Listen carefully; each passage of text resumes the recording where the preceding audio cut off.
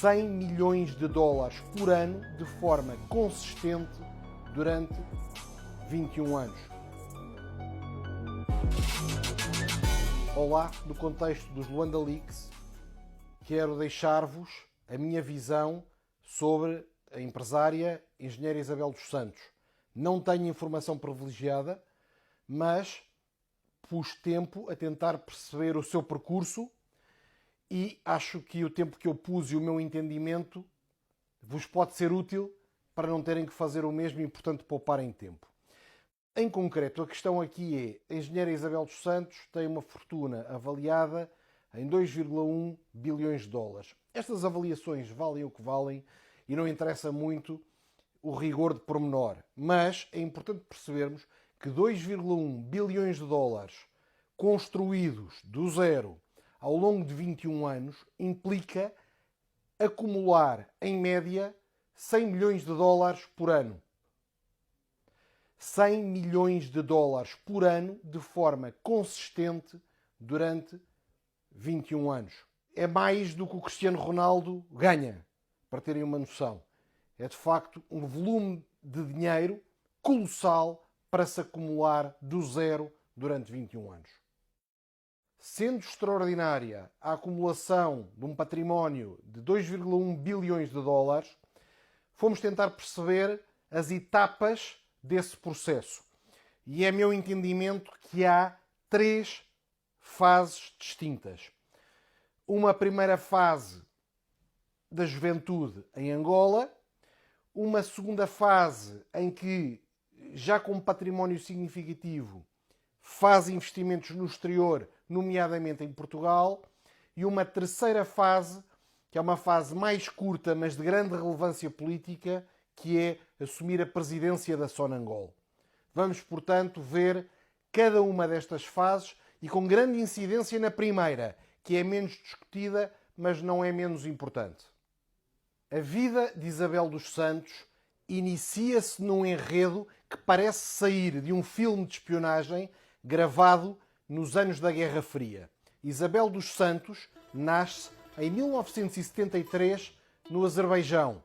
A sua mãe, Tatiana Kukanova, é uma cidadã soviética. E o pai é um jovem angolano que beneficiava de uma bolsa de estudo para estudar engenharia de petróleos em Baku, no Azerbaijão. Assim, a família de Isabel dos Santos, o contexto familiar de Isabel dos Santos é diferente do contexto familiar da maioria dos cidadãos angolanos. Este contexto familiar tornou-se ainda mais especial rapidamente. Quando Isabel dos Santos tinha apenas 2 anos, o seu pai foi nomeado Ministro das Relações Exteriores. E quando Isabel dos Santos tinha 6 anos, o seu pai chegou à presidência de Angola. Podemos assim dizer que toda a memória de vida de Isabel dos Santos está associada a ser da família do poder, filha do presidente. Não tem memória dos anos anteriores a isso. Não conhece, portanto, essa realidade. Este seu início de vida super internacional intensifica-se. Isabel dos Santos vai estudar em Londres, no prestigiado King's College, onde completa o curso de Engenharia Eletrotécnica. Depois inicia a sua carreira profissional em Portugal, em 1994, na consultora internacional Coopers & Lybrand. Inicia-se agora a fase 1 de acumulação massiva de riqueza. Percebam o seguinte: nestes anos em que Isabel dos Santos era uma jovem profissional, Angola está em guerra civil, MPLA versus UNITA. Todas as forças governamentais, todas as forças económicas estão ao serviço da guerra. Mas Isabel dos Santos, sendo alguém que nasceu na União Soviética, que estudou em Inglaterra e que trabalhou em Portugal e que tinha, portanto, visão do mundo, consegue com perspicácia perceber as lacunas de infraestrutura que há em Angola e muito em particular em Luanda. Estando os recursos do Estado de Angola consumidos pela guerra, era necessário atrair investidores internacionais para capturar as oportunidades inerentes a resolver as lacunas de Luanda. Isabel dos Santos torna-se ela própria pessoalmente um ativo escasso. Tinha acesso direto ao presidente, tinha acesso direto à Europa, nasceu na União Soviética, estudou em Inglaterra, trabalhou em Portugal, tinha formação superior em engenharia eletrotécnica, educação, experiência internacional, acesso ao presidente. Era um ativo super escasso e os ativos escassos têm muito valor. Ela própria tornou-se um ativo relevante para empresas multinacionais. De facto, Isabel dos Santos é um agente eficaz na minimização do risco do investimento.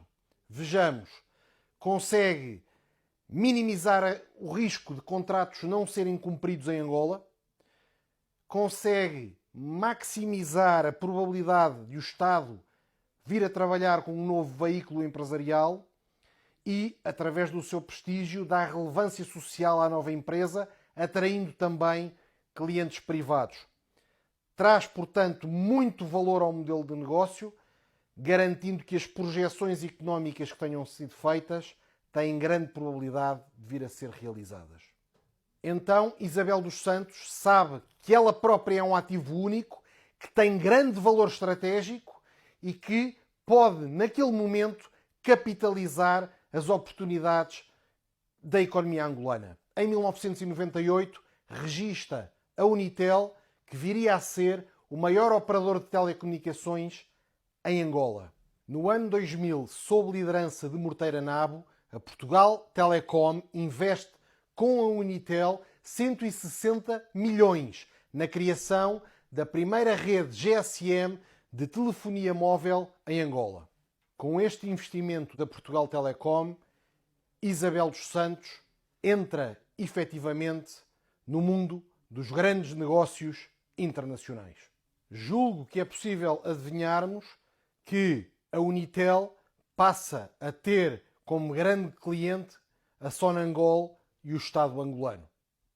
No ano 2000, o ano em que a Unitel deixa de ser uma pequena startup e passa a ser uma empresa de telecomunicações bem capitalizada pela Portugal Telecom e com uma licença GSM cedida pelo Estado angolano, nesse mesmo ano 2000, o exército do MPLA captura minas de diamantes à UNITA. Essas minas de diamantes passam a ser geridas pelo governo de Luanda e para essa gestão é criada uma sociedade Ascorp. Esta sociedade é maioritariamente detida pela Endiama, uma empresa pública angolana, mas minoritariamente, em 24,5%, detida pela Transafrica Investment Services, uma sociedade de que Isabel dos Santos e a sua mãe são proprietárias. Intensifica-se a relação tóxica com o governo angolano. No ano 2000, em que todas estas aventuras económicas acontecem, Isabel dos Santos tinha apenas 27 anos. Em 2002, com um desenvolvimento que parece quase dos tempos da Idade Média, dos reis e das rainhas, Isabel dos Santos casa com Sindika Dokolo, um multimilionário congolês, também ele filho de pai congolês e mãe dinamarquesa. Os dois, com uma entidade algo semelhante, formam uma aliança familiar e económica. Em 2005, já casada e com 5 anos de operação efetiva na Unitel, Isabel dos Santos percebe que pode agora replicar a estratégia seguida nas telecomunicações para o setor financeiro e vai aplicar exatamente a mesma fórmula. Encontra um investidor com dinheiro e com know-how e ela junta uma camada estratégica de minimização de risco que ela própria traz. E é o que faz com o empresário português Américo Amorim. Américo Amorim já tinha experiência no setor financeiro, tinha sido investidor fundador do BCP, um grande sucesso económico-financeiro em Portugal, e tinha recursos financeiros e tinha know-how. Isabel dos Santos faz uma parceria com ele e criam em conjunto o Banco BIC. Portanto, em 2005, Isabel dos Santos tinha já a sua presença fortíssima no setor das telecomunicações e tinha agora também uma presença muito forte no setor financeiro. Vai desenvolver as duas organizações, Unitel e BIC, até ao fim desta década, até ao fim de 2009-2010, tornando-se um colosso económico-financeiro em Angola. Com apenas 32 anos, estava já com presença relevante nas telecomunicações e na banca angolana. Esta participação na banca vai progressivamente alterar o seu perfil. Isabel dos Santos é dona de um banco, tem relações privilegiadas com banqueiros em Angola e até com banqueiros internacionais. Passa a ser alguém que tem capacidade para se financiar, para entrar com recursos próprios e com crédito nos grandes negócios internacionais. Já não precisa de estar só em Angola, pode jogar noutros tabuleiros, pode investir noutros países. Já não é um agente ao serviço da minimização do risco do investimento em Angola, é também um player. Torna-se ela própria num investidor internacional. Isabel dos Santos, tendo ganho esta capacidade de se financiar e de jogar como investidor em negócios internacionais, surpreende pela enorme velocidade de progresso. No ano seguinte à criação do BIC, no ano seguinte à entrada no setor financeiro, em 2006, Isabel dos Santos com América Morim, através da Morim Energia, entram na Galp. Em 2005 criou o Banco BIC, em 2006 tomam uma posição muito relevante na petrolífera portuguesa.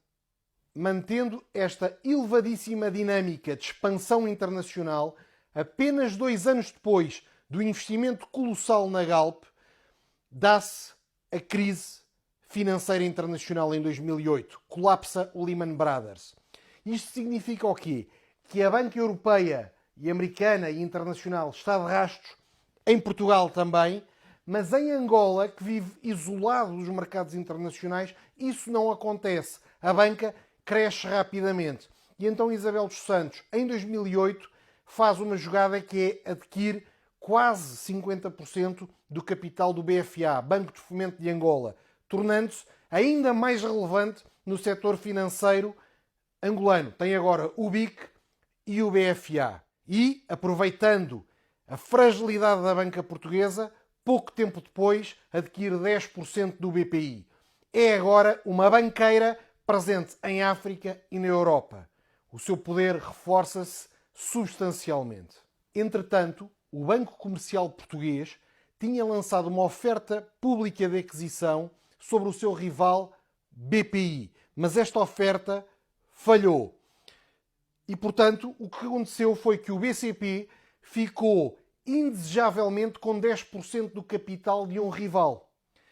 Isabel dos Santos, identificando esta oportunidade, foi negociar com o BCP a compra desses 10%. E quem é que financiou a operação? O próprio BCP. Então o BCP transferiu as ações do rival, concedendo crédito à Santoro, empresa de Isabel dos Santos, que passou a deter 20% do BPI. Era cada vez mais um player super relevante no setor financeiro, o que lhe dava benefícios diretos e indiretos por influência, por crédito, por acesso a financiamento, por poder fazer jogadas. E demonstrando, de facto, uma agilidade e uma velocidade avassaladora na conquista de novos ativos. Com esta aquisição da participação do BCP no BPI, financiada em Portugal, percebe que pode agora jogar com fundos portugueses.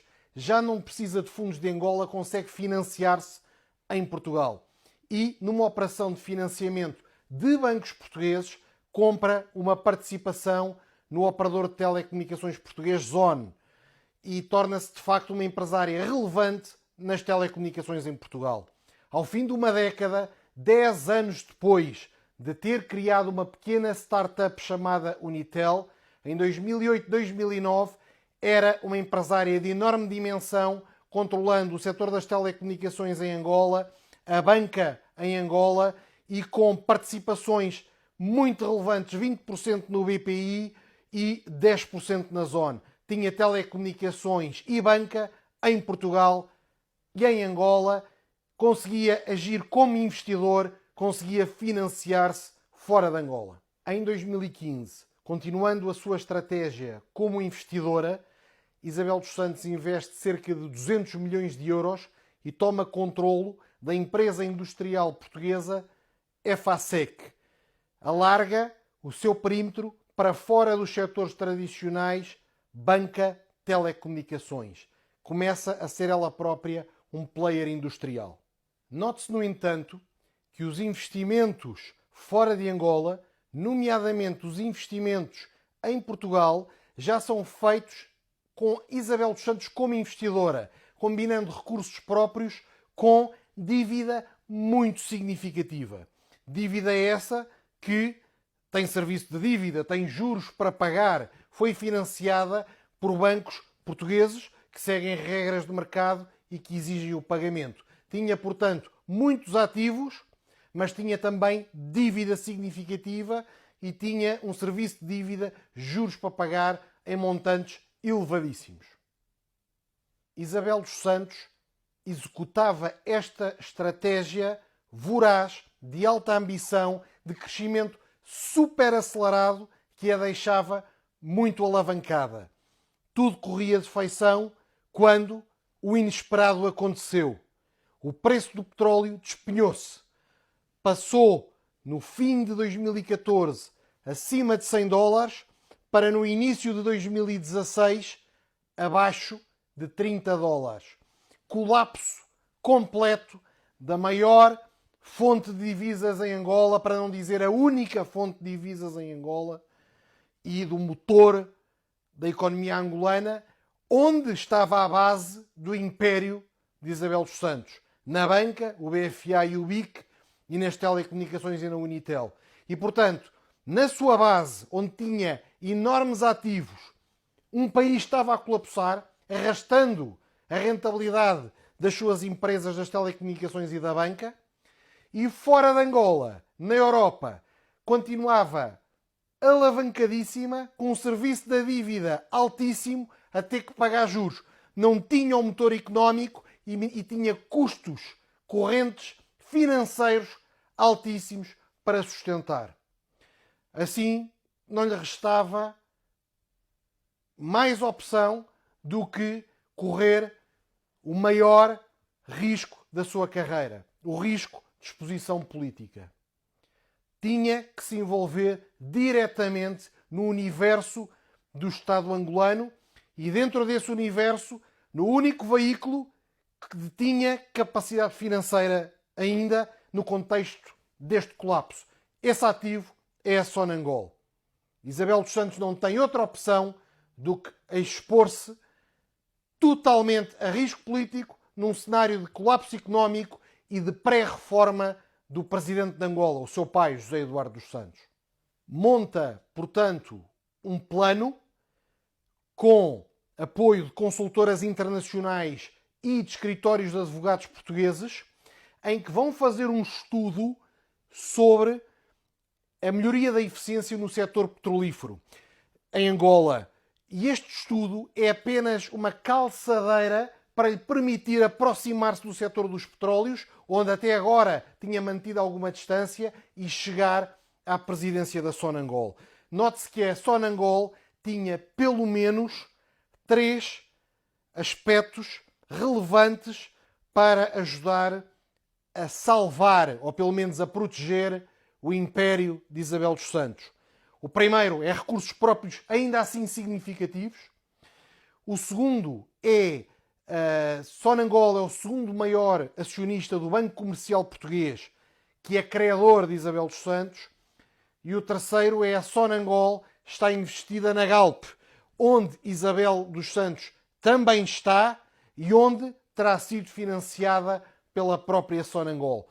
E, portanto, entrando na Sonangol, Isabel dos Santos pensava poder influenciar em Portugal o financiamento dos seus ativos e em Angola, correndo riscos máximos, obter cash flow ilegítimo para sustentar o serviço da dívida do seu império.